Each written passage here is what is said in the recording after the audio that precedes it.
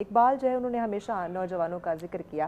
وہ نوجوانوں کو شاہین کی صفت میں کیوں دیکھنا چاہتے تھے؟ کیا آج کا نوجوان اس پہ پورا ہوتا ہے؟ جی، اقبال کی شاعری میں خوبصورت بات یہ ہے کہ اگرچہ انہیں نہ شاعری کرنے سے غرض تھا، نہ انہیں اپنے اشعار کو کسی خاص جگہ لے جانے سے غرض تھی، بلکہ وہ کہتے یہ تھے کہ یہ تو پیام رسانی کا ایک ذریعہ ہے. لیکن اس کے علاوہ ان کے ہاں جو شاعری کی صفات میں اگر بات کی جائے تو وہ ہر طرح سے مکمل نظر آتے ہیں، حتیٰ کہ ان کو فطرت شناس شاعر بھی کہا جاتا ہے.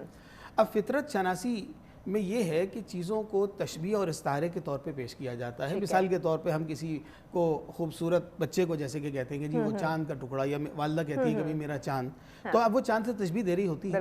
تو جو شاعر دنیا بھر کے ادب میں، خصوصاً عربی، فارسی اور اردو کے ادب میں جہاں بھی کہیں تشبیہ اور استعارے کا اظہار کرتے ہیں، جیسے شیر دل جوان محاوری کی زبان میں کرتے ہیں نا، شاہین کا استعارہ یہ ہے کہ شاہین اکیلا رہتا ہے، شاہین غیور ہوتا ہے، شاہین پہاڑوں پہ رہتا ہے، مسافرت میں رہتا ہے. تو شاہین ہے بسیرا کر پہاڑوں کی چٹانوں پر، اور کب کر نہیں تیرا نسیمن قصر سلطانی کے گنبد پر حکومتوں کے ساتھ جڑ کر اپنے مفادات حاصل کرنے کی دوڑ میں مت لگ جانا.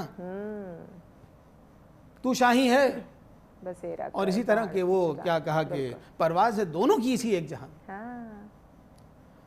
ایک ہی رستہ ہوتا ہے، سب اس پہ چل رہے ہوتے ہیں، منزلیں سب کی الگ الگ ہوتی ہیں. ایسے ہی ہے.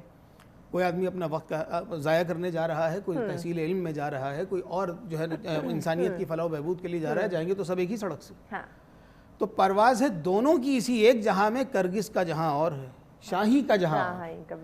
تو اس وجہ سے، اور پھر یہ کہ اقبال نے جو نوجوانوں کے اندر کہا تھا کہ اس لیے آپ یہ دیکھیے کہ اس قدر مایوسی، صدیوں کی یاس، اس کے بعد یہ ہے کہ انگریز کا تسلط، اور مسلمان اپنی ایک روایت پسندی کے اندر یہ امت خرافات میں کھو گئی، اقبال خود کہتے ہیں. تو اس خرافات سے نکالنا، اور پھر اسی طرح کہ وہ ملا کی اذاں اور مجاہد کی اذاں، اور تو اقبال نے وہ جذبہ جگانے کی کوشش کی کہ اپنی حمیت کو، اپنی حریت کو، جذبہ حریت کو اور آزادی حاصل کرنے کی لگن کو، اور اپنے کردار کے اندر اس مضبوطی کو پیدا کیا جائے کہ جس سے زنجیریں ٹوٹتی چلی جائیں. سب سے پہلے تو سوچ و فکر کی زنجیر ہے، اور اس کے بعد نظام کی زنجیر ہے.